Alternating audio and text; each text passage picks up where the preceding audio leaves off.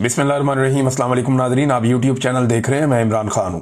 हुकूमत की जिम्मेदारी है नाज़रीन, उन्होंने काम अपना करना था, उन्होंने किया ही नहीं, बल्कि वो गालियां दे रहे हैं। अभी ये टिकटॉकर जो हैं, ये फैमिली एंड फ्रेंड टूर पे गए हुए थे जापान और हांगकांग। इन्होंने वहाँ बहुत इंजॉय किया, पाकिस्तान एयरफोर्स का तैयारा ये लेकर गए थे और फैमिली पूरी गई हुई थी, बच्चे, बच्चों के दोस्त, बच्ची का शौहर, उसके बच्चे, यानी सारे लटरम पटरम इकट्ठे होके पूरा टब्बर ही टूर करने चला गया जापान का और कहीं और, हांगकांग भी चले गए। तो इन्होंने तो अपनी लाइफ एंजॉय की। जिस वक्त पंजाब में बच्चे डूब रहे थे ना, मवेशी डूब रहे थे, किसान की फसलें डूब रही थी, पंजाब में तबाही फिरी हुई थी, उस वक्त टिकटॉकर अपने सारे एहलो अयाल और दोस्तों को फैमिली फ्रेंड टूर लेकर वो जापान का एंजॉयमेंट कर रहे थे, वो टूर कर रहे थे और टके का फायदा पाकिस्तान को नहीं हो। इन्होंने वहां से कुछ नहीं सीखना, ना इन्होंने सादगी सीखनी है, ना आजिज़ी सीखनी है, ना रूल ऑफ लॉ सीखना है, ना इंसानी हुकूक सीखने, ना इन्होंने वहां से अवाम का एहतराम या मैंडेट का एहतराम सीखना, ना इन्होंने आज़ाद अदलिया के मामला कोई नहीं सीखना। इन्होंने कुछ नहीं, सिर्फ टूर था, एक इंजॉय करने वाला टूर था, ये इंजॉय करके वापस आ गए हैं। अब जब मीडिया इनसे सवाल करता है या अवाम इनसे सवाल करती है कि जनाब ये किस तरह का टूर था, बताएं, आपके बच्चे किस चक्कर में गए, फैमिली किस चक्कर में गई, वैसे जी हम अपने खर्चे हिसाब दो, कैसे अपने खर्चे दो, सरकारी प्रोटोकॉल है भाई। सरकारी प्रोटोकॉल में यानी कोई भी चाहे तो अपने खर्चे पे सरकारी प्रोटोकॉल में जा सकता है, कभी नहीं जा सकता। तो सरकारी प्रोटोकॉल आपने कैसे एंजॉय कर लिया? वहां पे पूरी की पूरी जो है वो एम्बेसी आपके पीछे लगी हुई थी और एम्बेसी आपकी खिदमत के अंदर सरगर्म थी। तो ये जो टूर करके आए, बजाय इसके कि लोगों के सवालों के जवाब देते, इन्होंने लोगों को गालियां देना शुरू कर दी। बल्कि एक टिकटॉकर ने बैठ के वहां पे एक बड़ी अजीब बात की, मुझे बड़ी तकलीफ हुई वो बात सुनकर कि ये लोगों की माओ बहनों को गालियां भी देते हैं और गंदी गालियां देते हैं। बहुत अफसोसनाक बात है। यानी अगर कोई आपको अकाउंटेबल करना चाह रहा है, हज़रत उमर फारूक रज़ियल्लाहु अन्हु से लोगों ने पूछा कि भाई आपके पास तो एक चादर आई थी, तो आपका कद लंबा है, तो ये आपने सूट कैसे बनवा लिया अपना? उन्होंने जवाब दिया था, क्योंकि हुक्मरानों से सवाल पूछा जाता है, जवाब मांगा जाता है। ये नहीं किया था हज़रत उमर फारूक रज़ियल्लाहु अन्हु ने कि उठ के कोई बात कर दी, अपने किसी जूनियर से कोई ऐसी बात करवा दी जो हद तक अमेज हो, या किसी की मां को बुरा कह दिया, ऐसा नहीं हुआ था। ये उठ के लोगों की मां को गालियां दे रहे बैठ के, ऐसी बदतमीजी, ऐसी बदतहजीबी। और जिस टिकटॉकर ने ये किया है ना, वो पहले पीपल पार्टी में हो, तो फिर नून लीग को गालियां, गंदी गालियां, गंदी हरकतें, और अब नून लीग में तो अब दूसरों को गंदी गालियां, गंदी हरकतें। कल ये किसी और पार्टी में जाए तो वहां से फिर इनको फिर गंदी गालियां और गंदी हरकतें। ये सारा गंद इकट्ठा किया गया पीएमएलएन के अंदर, और ये एस्टेब्लिशमेंट ने किया कि पाकिस्तान का सारा गंद इकट्ठा करके एक जगह पे लाके इक्तदार में बिठा दिया और अवाम को असल शक्लें दिखा दी कि ये वो गंदे चेहरे हैं जिन्होंने पाकिस्तान का बेड़ा गर्क किया। हमने आपकी सहूलत के लिए सारे इकट्ठे करके इक्तदार में बिठा दिए हैं। अब अगर आपने धक्का मारना है तो इन सारों को मारो और एस्टेब्लिशमेंट के समेत मारो।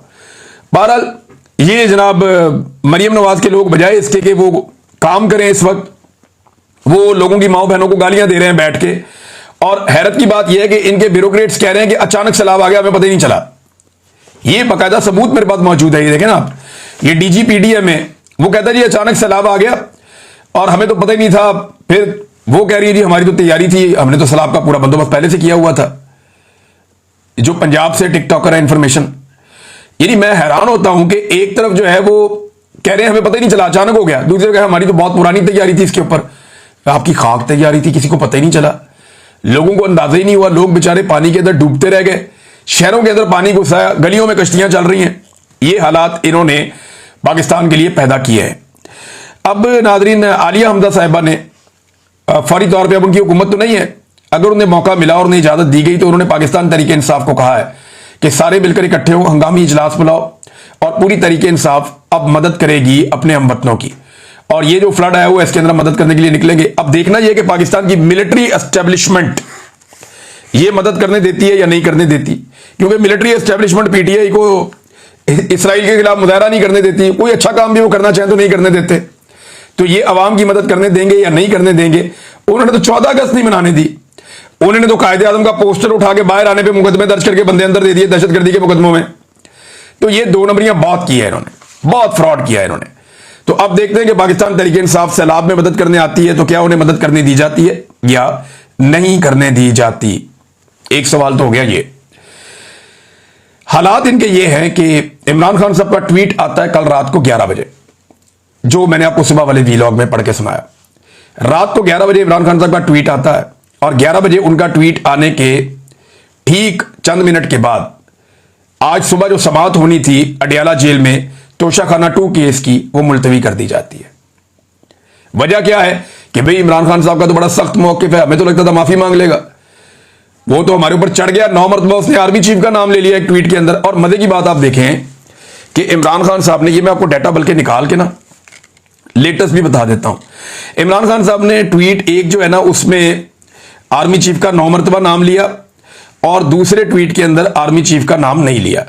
अब आप लोगों का अंदाजा करें कि लोग आज कहां खड़े हैं कि जिस ट्वीट में इमरान खान साहब ने आर्मी चीफ को मुखातिब किया वो 33,000 मरतबा रीट्वीट हुआ है, 33,000 मरतबा।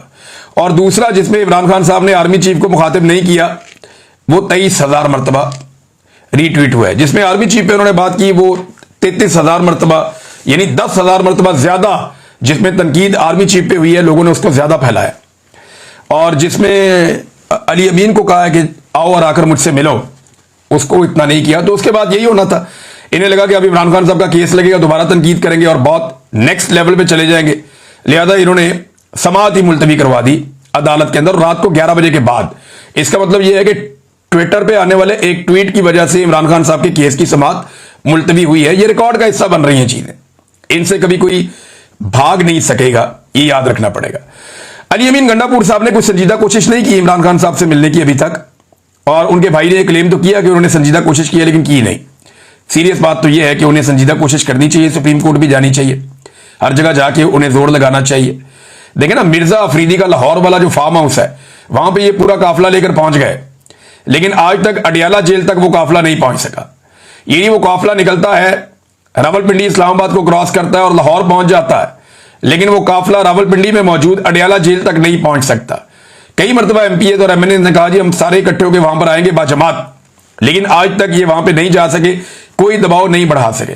मैं आपको ये शर्तिया कहता हूं कि अगर अली अमीन गंडापुर साहब चाहें कि इमरान खान साहब से उनकी मुलाकात करवाई जाए तो 48 घंटे बहुत ज्यादा है, उससे पहले मुलाकात हो सकती है। और भाई सूबा का वजीर आला कोई अर्दली नहीं लगा हुआ, सूबे का वजीर आला है। अब अर्दली बनना चाहे तो अपनी मर्जी है, लेकिन सूबे का वजीर आला है वो कोई ऐसे ही वो छोटा मोटा चपरासी नहीं है, सूबे का वजीर आला है, उसके पास इख्तियारात है और बड़ी तगड़ी पार्टी है, बहुत लोग हैं। अगर वो चाहे तो 48 घंटे के अंदर मुलाकात कर सकता है अली अमीन गंडापुर, लेकिन मुझे नहीं लगता कि वो इमरान खान साहब से मुलाकात करने में संजीदा है। देखिए ना, जो संजीदा थे उनकी मुलाकात हो गई। अलीमा खान ने कई महीने जोर लगाया, बार बार गिरफ्तार हुई, बार बार हिरासत में लिया गया, उनको तशद्दुद का निशाना बनाया गया, उन्हें तकालीफ दी गई, लेकिन वो डटी रही, उसकी मुलाकात हो गई। अली अमीन गंडापुर इससे 10% भी एफर्ट करते तो मुलाकात हो जाती, लेकिन मुझे नहीं लगता कि वो इमरान खान साहब को इस वक्त शायद फेस करना चाह रहे हैं। हाँ